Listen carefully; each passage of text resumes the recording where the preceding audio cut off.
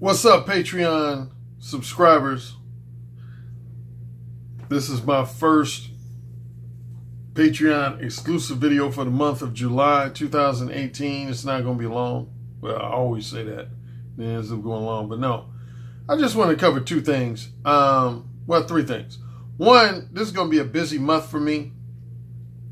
I have a lot of my one-on-one, face-to-face coaching sessions scheduled for this month. I think I have a total of at least 5 or 6. But that doesn't mean I'm going to forget about you. Matter of fact, for the last 3 weeks of July, I'm only going to be doing Patreon exclusive content. Patreon exclusive content. So the only time you might see some videos from me that are free for the general public is going to be from tomorrow, July 2nd through maybe July 8th or July 9th.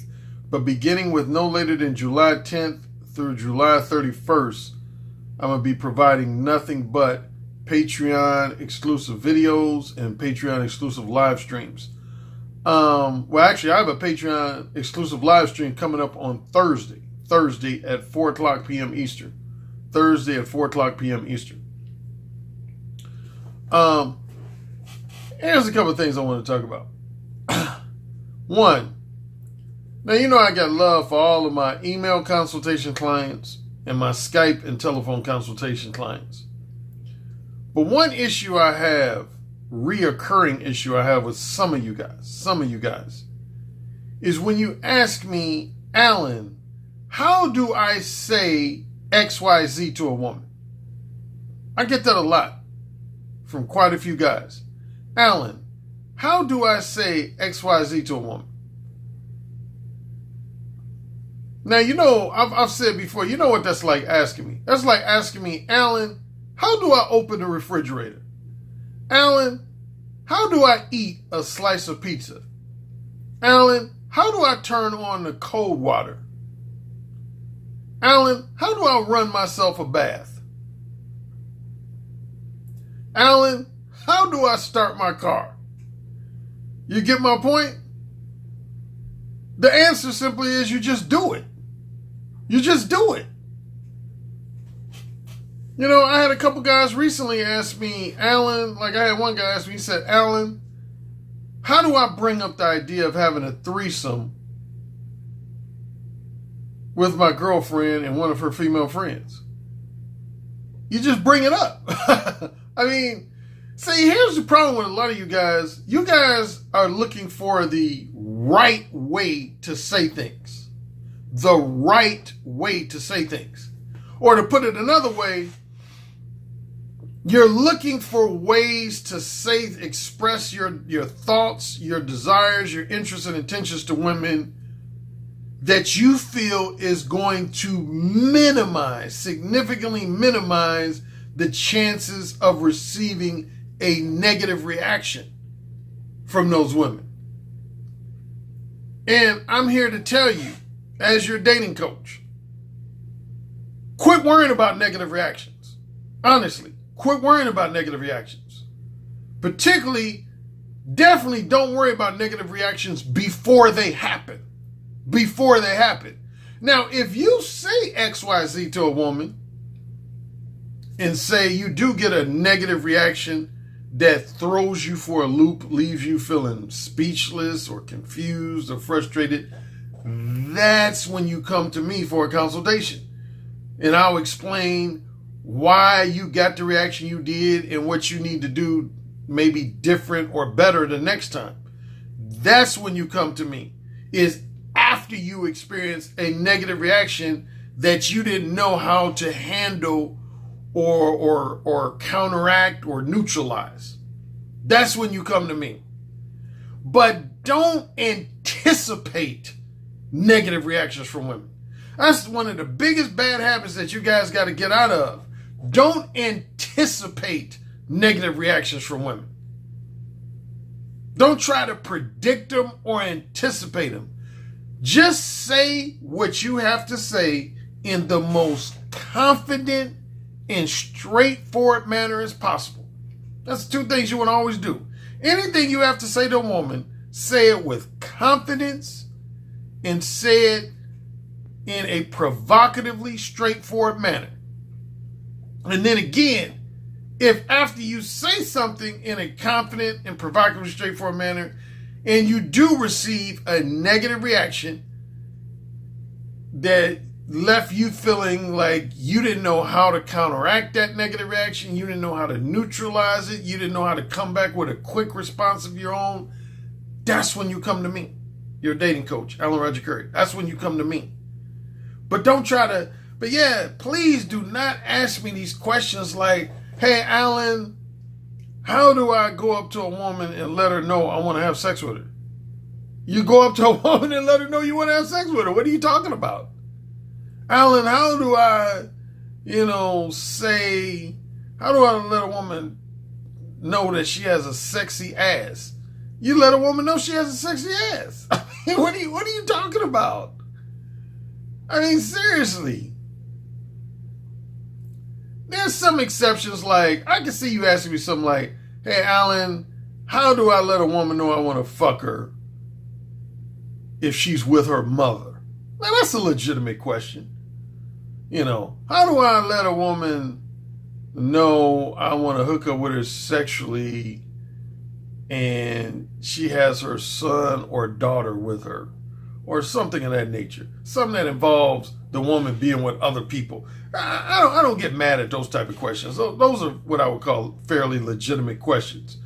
But when it comes to any question to do with you talking to a woman one-on-one, like she's with nobody else is accompanying that woman, just say what you got to say.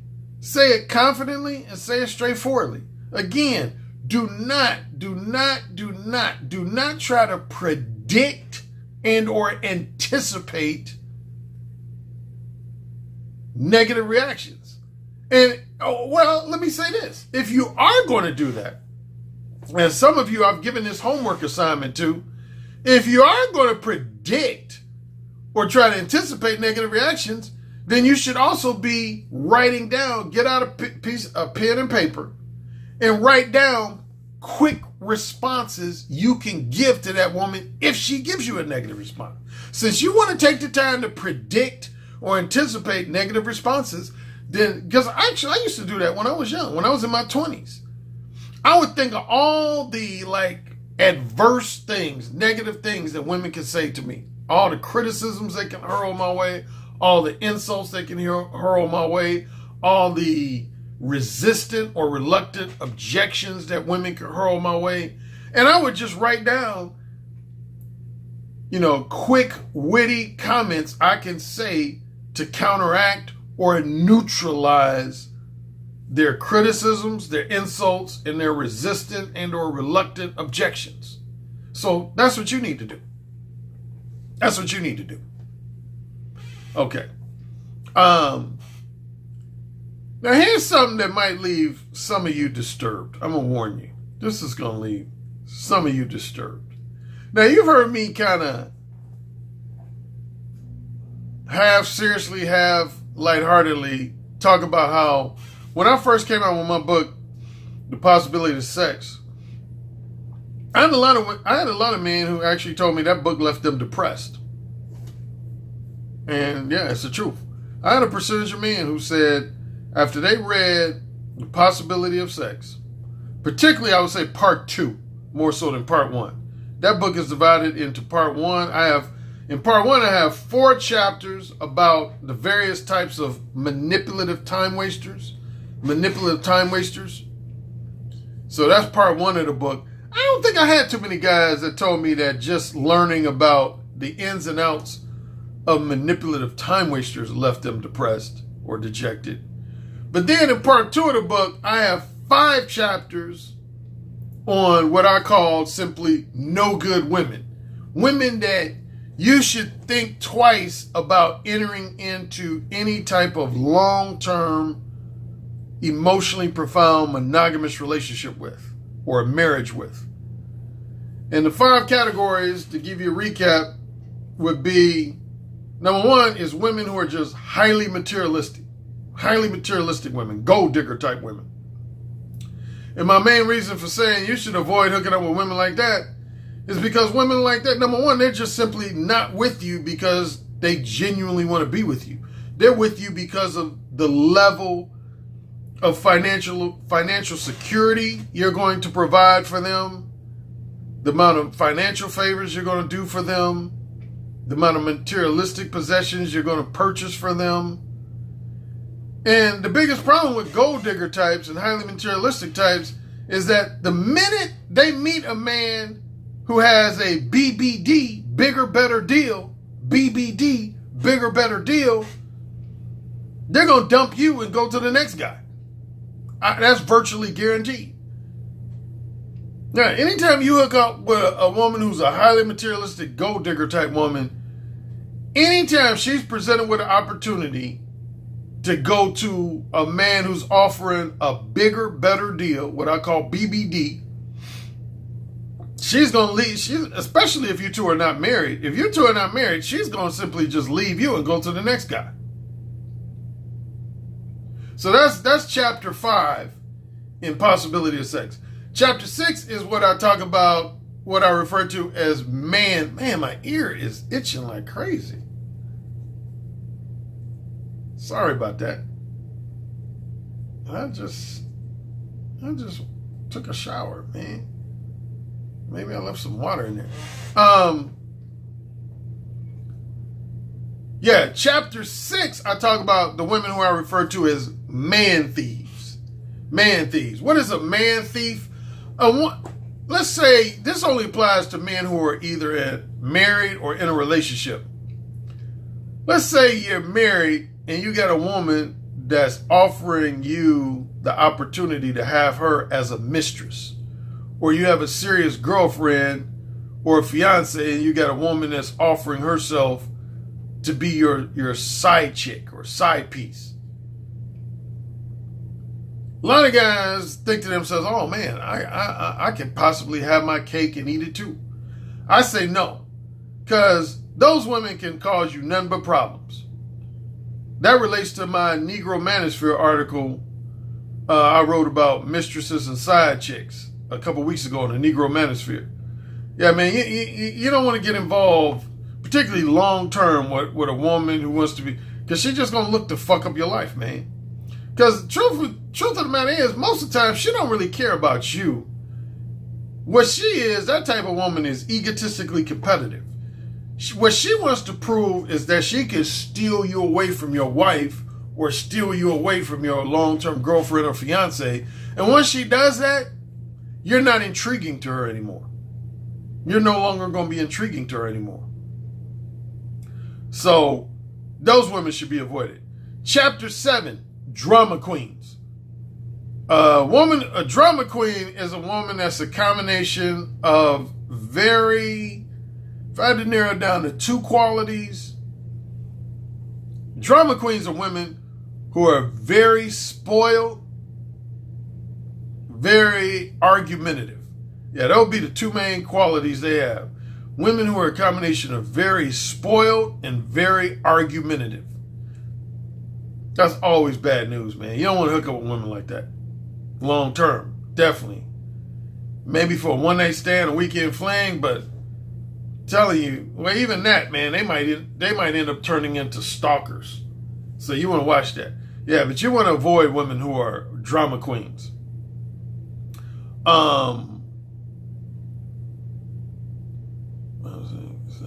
Chapter 8, I'll talk about women who are misandrous.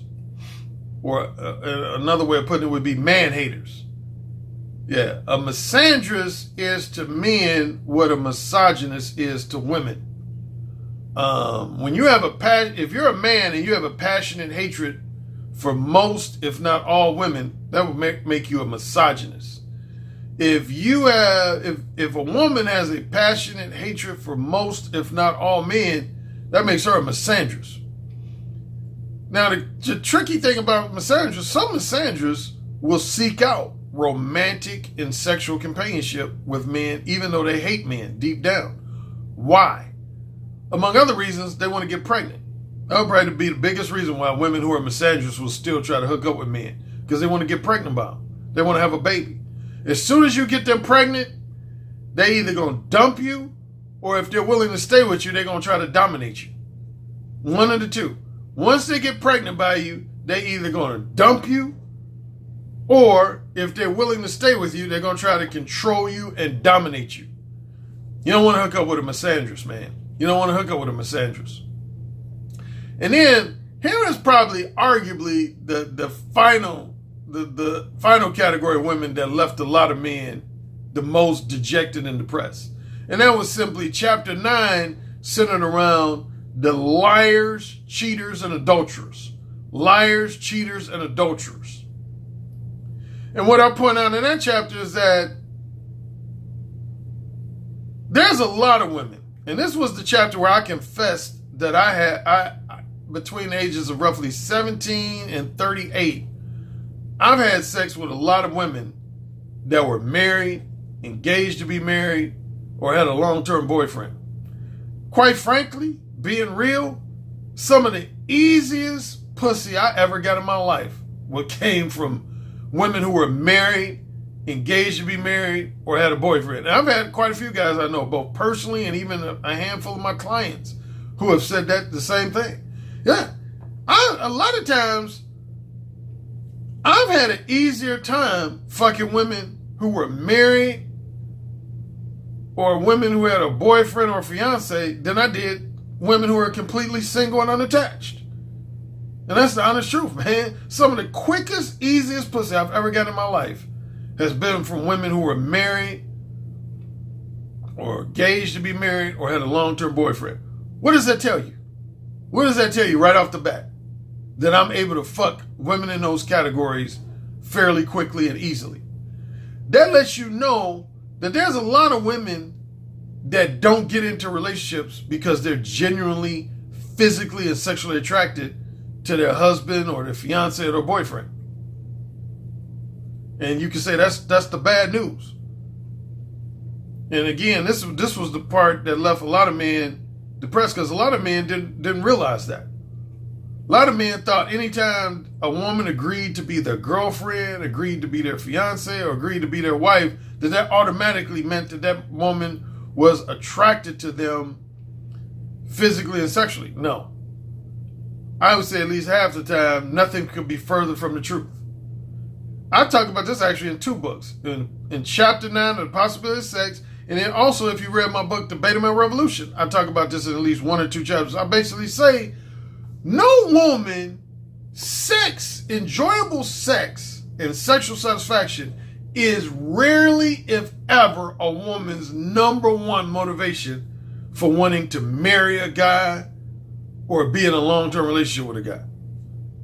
Rarely, if ever, is enjoyable sex and sexual satisfaction a woman's #1 motivating factor for wanting to be married to a guy or be in a long-term relationship with a guy. The only exception I would say is if a woman comes from a family that's deeply religious, #1, and #2, she's a virgin. That's the only exception, is if a woman comes from a family that's deeply religious and she's a virgin. But other than that, no woman seeks to find a husband, a fiance, or a long-term boyfriend primarily for the sake of sex. Women get into long-term relationships and marriage primarily for what you have to offer them non-sexually, for what you have to offer them in terms of your non-sexual time, attention, and companionship, and #2, for what you have to offer them financially. Those are 2 main reasons why women want to get into a long-term relationship with a guy or get married to a guy, is for what you're going to provide for them in terms of your non-sexual, non-physical time, attention, and companionship, and for what you're going to provide for them financially. And the reason I bring this up is because I had 2 stories told to me by clients of mine that were on different sides of the same coin. One guy was good news and the other guy was bad news. One client, he wrote me and told me how he had a same-day seduction with a married woman. Now, I never encourage my male clients to pursue sex with women who are married or engaged to be married or that have a boyfriend, because I think it could potentially attract drama into your life that you may not want. Even though, again, I used to do it myself between the ages of roughly 17 and 38.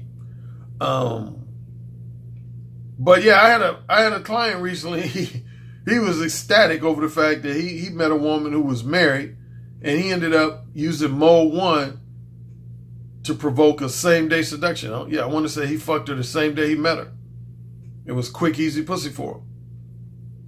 And he was kind of surprised how quickly and easily he was able to fuck her, despite the fact that she was married. So you could say that was good news for him, but who was that bad news for? Who was that bad news for? That was bad news for that woman's husband. That means that's an obvious sign that that woman is not with her husband because she generally enjoys his dick. I mean, just real talk. She's not with her. If a woman is going to give a man that she's not married to the pussy that quickly and that easily, that lets you know right there that that woman is not with her husband because she's genuinely attracted to him physically or sexually. Now, on the opposite end, I had another male client that I had a consultation session with that left me heartbroken, man. He you know, I'm not saying that necessarily to be melodramatic, but he kind of left me heartbroken. His situation was he had been dating a woman for just under 2 years. He broke up with a woman that he had been dating for just under somewhere between 1.5 years to 2 years. And I want to say they got into an argument. And during the argument, she basically admitted to him. She said, I'm not with you because of the fact that I'm physically or sexually attracted to you. She said, there's other men, you know, that I've met since we've been together that I wanted to have sex with way more than you.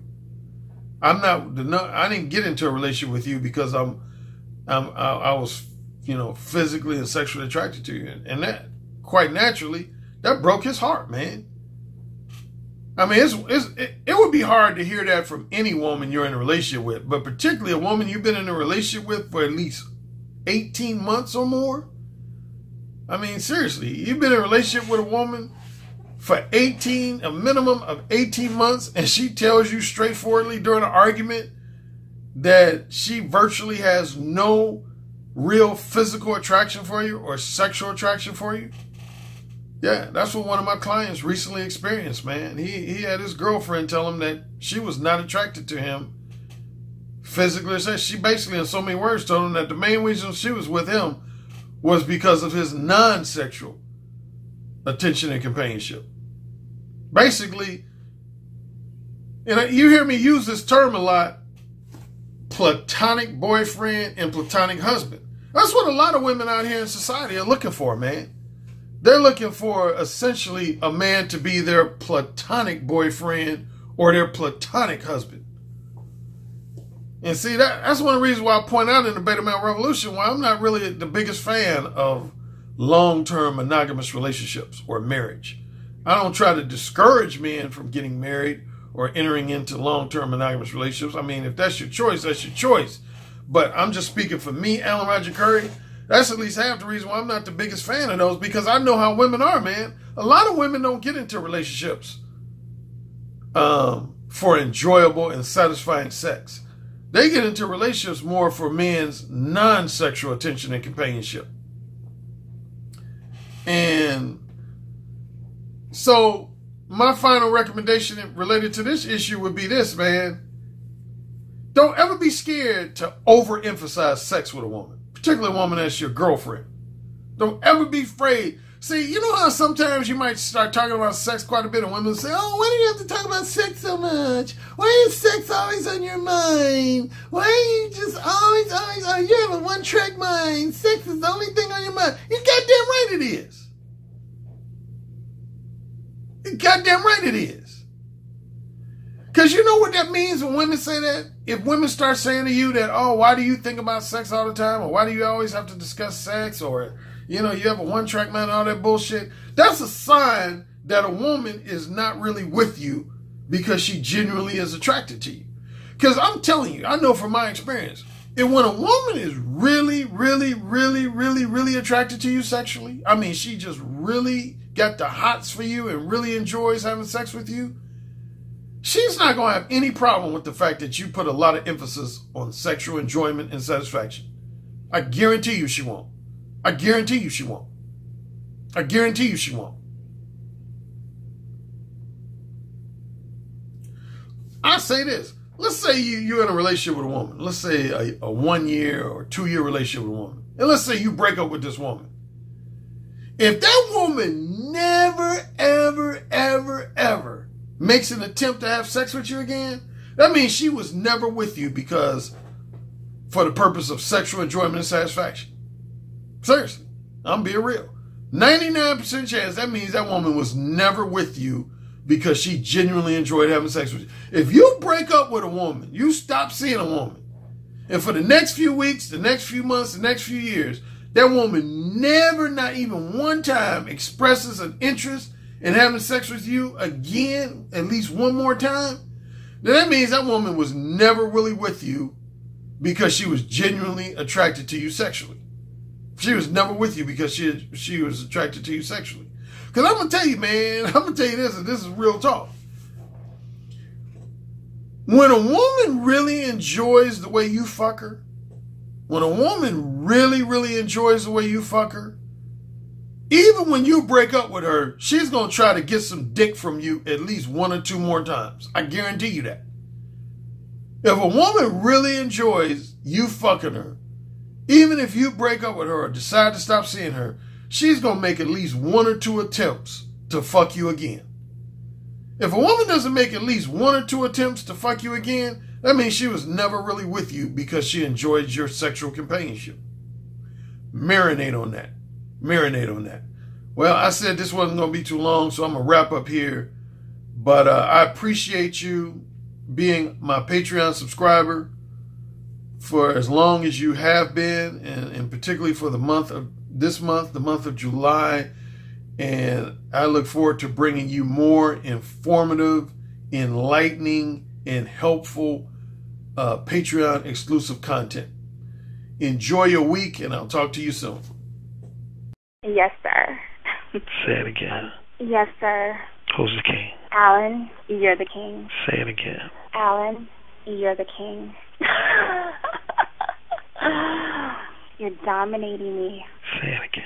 Alan, you're dominating me right now. Mode 1. Mode 1. Daddy, can I go, please? You're the king. Say it again. Oh, you're the fucking king. Yes. Yes. Yes. You're the king, Alan. AKA the king of verbal seduction. You know, it's the tone of your voice, how seductive your intonations are, the vibrations that you could just reach out over the phone lines and stroke a woman's breast just by the sound of your voice, how you could make her pussy so wet just by the sound of your voice. That's actually very hot. So you said my show was what? I said your show is powerful. Oh, say it again. Your show is powerful. I bet the king would fuck me really good. Oh, yeah. Who's the king? Alan Roger Currie. Oh, yeah. Who's the king? Alan Roger Currie. The king. The king. The king.